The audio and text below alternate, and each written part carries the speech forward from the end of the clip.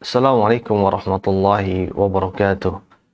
Alhamdulillah wassalatu wassalamu ala asrafil anbiya wal mursalin nabiyina Muhammadin wa ala alihi wa ashabihi ajma'in. Para pemirsa yang dimuliakan oleh Allah Subhanahu wa taala. Banyak di antara kita setelah kita mengetahui bahwa Allah Subhanahu wa taala adalah zat yang maha baik. Allah Subhanahu wa taala adalah zat yang maha memiliki rahmat yang begitu luas. Allah Subhanahu wa ta'ala adalah zat yang senantiasa menolong para hambanya.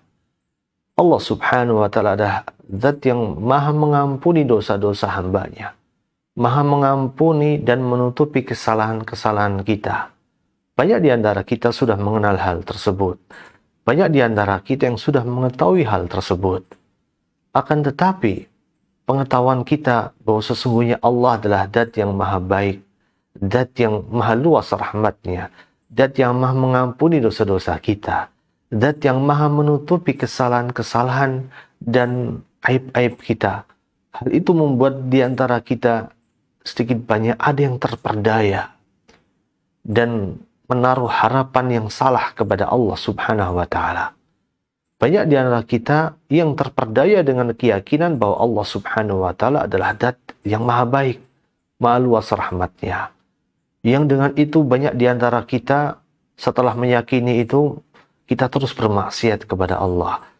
Kita terus menerus melaksanakan kemaksiatan di jalan Allah.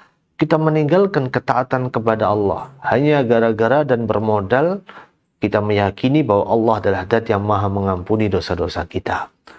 Maka sungguh ada perbedaan yang sangat signifikan antara orang yang berbaik sangka kepada Allah dan orang yang terperdaya. Orang yang berbaik sangka kepada Allah adalah orang yang memiliki harapan yang benar kepada Allah. Yaitu orang-orang yang dengan harapannya itu menjadikan petunjuk untuk melaksanakan ketaatan kepada Allah dan membuat dia meninggalkan berbagai kemaksiatan di jalan Allah Subhanahu wa ta'ala. Itulah harapan yang benar. Tidak mungkin seseorang, kita coba memikirkan dengan akal dan logika yang sehat. Tidak mungkin seseorang berharap kepada Allah memiliki keturunan, punya anak-anak yang bisa dia jadikan sebagai penghias dalam kehidupannya, sedangkan dia tidak mau menikah. Bagaimana mungkin seseorang akan bisa memiliki keturunan setelah dia menikah, dia tidak pernah mendatangi istrinya? Maka harapan yang digantungkannya menjadi sebuah harapan yang salah. Sama juga dengan harapan kita kepada Allah.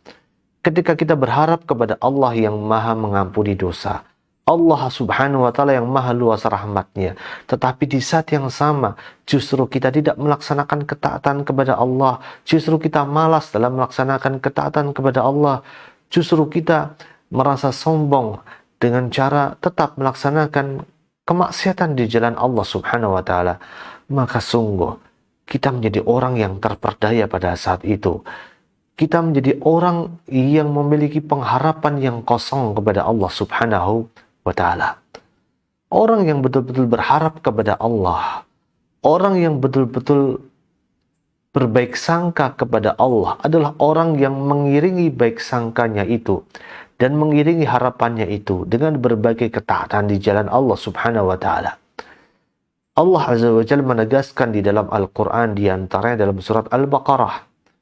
Bagaimanakah orang yang berbaik sangka kepada Allah? Allah menunjukkan, innal ladzina amanu, sesungguhnya orang-orang yang beriman, walladzina hajaru wa jahadu fi sabilillah, dan orang-orang yang berhijrah, dan orang-orang yang berjihad di jalan Allah, beriman, berhijrah, dan berjihad di jalan Allah Subhanahu wa ta'ala. Ulaika yarjuna rahmatallah. Maka merekalah orang-orang yang mengharapkan rahmat dari Allah. Merekalah orang-orang yang mengharapkan ampunan dari Allah.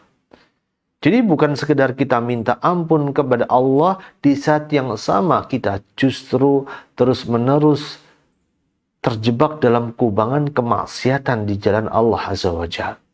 Kalau kita minta ampunan di sisi Allah, maka rubahlah diri kita dengan cara meninggalkan setiap keburukan yang pernah kita lakukan, terus-menerus melakukan kebaikan yang kita lakukan di jalan Allah Subhanahu wa Ta'ala. Maka itulah orang-orang yang dikatakan betul-betul mengharapkan rahmat dari Allah Subhanahu wa Ta'ala. Itulah yang disebut dengan harapan yang baik, harapan yang benar, bukan harapan kosong. Sebuah harapan yang seiring dengan pelaksanaan ketaatan di jalan Allah. Harapan yang seiring dengan meninggalkan kemaksiatan di jalan Allah Subhanahu wa Ta'ala.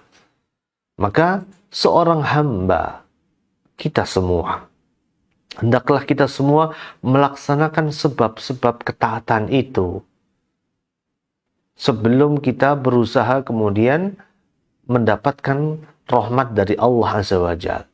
Kita melaksanakan sebab-sebab ketaatan sebelum kita berbaik sangka kepada Allah Subhanahu wa Ta'ala. Maka kalau kita sudah melaksanakan ketaatan kepada Allah Azza wa Jalla, kita dikatakan sudah berharap dengan harapan yang benar kepada Allah Azza wa Jalla. Ibnul Qayyim al-Jauziyah menyebutkan dalam kitabnya Ad-Da'u wad-Dawa ini, syarat-syarat seorang hamba dikatakan berharap dengan harapan yang benar di sisi Allah Subhanahu wa Ta'ala. Di antara syarat di mana seorang hamba dikatakan berharap dengan harapan yang benar di sisi Allah Azza wa Jalla adalah yang pertama, bahwa kita memiliki rasa cinta atas apa yang kita harapkan. Tidak mungkin kita mengharapkan sesuatu yang tidak pernah kita cintai. Maka seseorang dikatakan berharap kalau dia memiliki rasa cinta atas sesuatu yang diharapkan. Yang kedua, seseorang dikatakan berharap dengan harapan yang benar kalau dia memiliki kekhawatiran jikalau dia tidak bisa mendapatkan apa yang diharapkan. Ketika dia takut, kalau dia tidak bisa mendapatkan apa yang selama ini dia inginkan, maka harapan itu menjadi harapan yang benar. Yang ketiga, sebuah harapan dikatakan sebuah harapan yang benar jikalau seorang hamba berusaha semaksimal mungkin untuk mendapatkan sesuatu yang dia harapkan. Kalau kita hanya berharap saja, tanpa berusaha semaksimal mungkin, maka harapan kita adalah harapan yang kosong. Harapan kita adalah harapan yang tidak ada manfaatnya. Maka harapan yang benar adalah harapan yang terkumpul di dalamnya 3 karakter ini. Yang pertama, kita berharap sesuatu yang kita cintai. Yang kedua, kita merasa takut ketika kalau kita tidak bisa mendapatkan apa yang kita harapkan. Yang ketiga, kita berusaha semaksimal mungkin untuk mendapatkan apa yang kita harapkan. Maka harapan yang tidak disertai dengan 3 syarat tersebut dikatakan harapan yang kosong, hanya menjadi sebuah angan-angan belaka. Rasulullah SAW dalam sebuah hadis yang diriwayatkan oleh Abu Hurairah radhiyallahu taala anhu pernah menyebutkan, man khafa adlaja, barang siapa yang takut, barang siapa yang khawatir, maka dia akan berusaha dengan maksimal. Wa man adlaja balagal manzil, barang siapa yang dia berusaha dengan maksimal, dia akan bisa menuju dan mencapai tujuannya. Barang siapa yang berbuat maksimal, maka dia akan bisa mencapai tujuannya. Sebagaimana kita dapatkan dalam pepatah Arab, man jadda wajad. Barang siapa yang dia bersungguh-sungguh, dia akan bisa mendapatkannya. Wa man adlaja balagha manzil, kata Rasulullah SAW.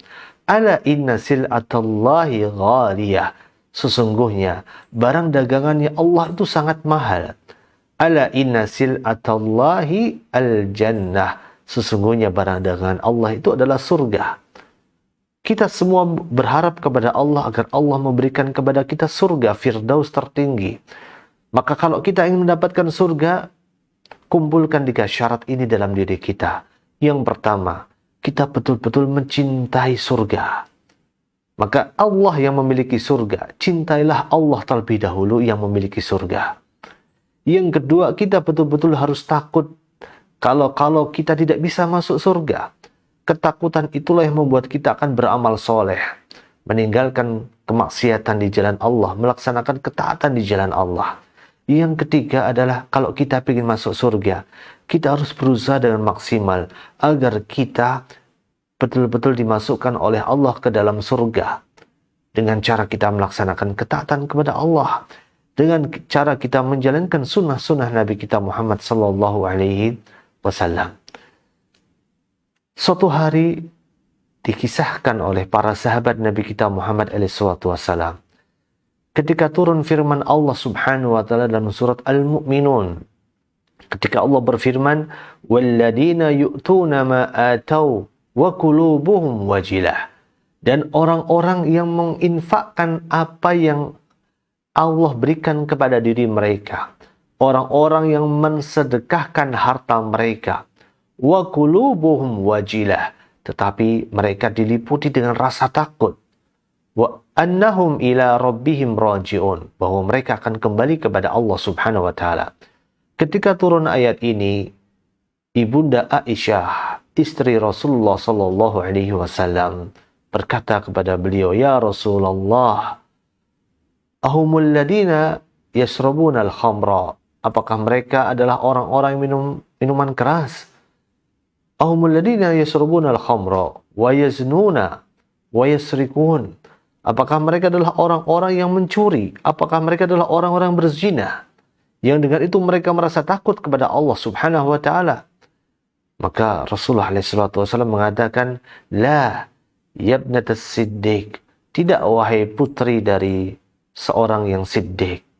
Humul ladina yusallun wa yasumun wa yatasaddaqun. Mereka adalah orang-orang yang salat, orang-orang yang berpuasa, orang-orang yang bersedekah.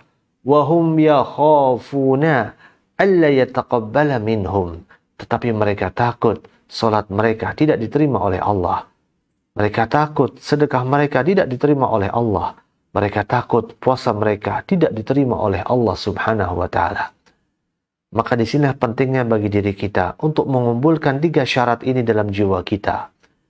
Kalau kita ingin surga, kalau kita ingin cintanya Allah, maka pastikan bahwa kita sudah memiliki rasa cinta atas suatu harapan yang kita harapkan. Yang kedua, pastikan bahwa kita memiliki rasa takut. Jangan-jangan Allah akan mengharamkan kita dalam rangka mendapatkan surga yang telah Allah Azza wa Jalla janjikan. Yang ketiga, kita betul-betul berharap dengan cara berusaha dengan maksimal menjalankan ketaatan di jalan Allah. Karena ketaatan itulah yang akan memasukkan kita ke dalam surganya Allah subhanahu wa ta'ala. Semoga Allah Azza wa Jalla memasukkan kita ke dalam surga Firdaus yang tertinggi di sisi Allah. Semoga Allah senantiasa menerangi jalan kita di atas jalan taufik dan hidayah dari Allah subhanahu wa ta'ala. Wassallallahu wasallim wa barik ala nabiyina Muhammadin wa ala alihi wa ashabihi wa tabi'in walhamdulillahi rabbil alamin.